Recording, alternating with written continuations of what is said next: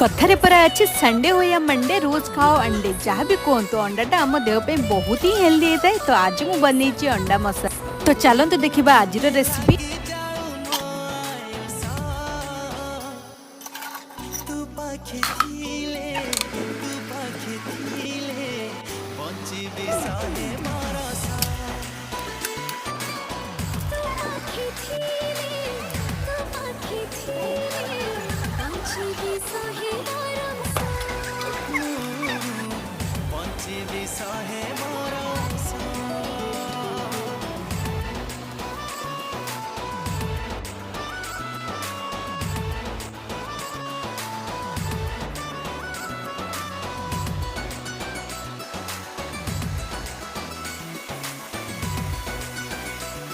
तो एठी more ready हो गला अंडा मसाला। तो जल्दी जल्दी बने कि खान तो बहुत सारा भल पाइबा देगी जानतो।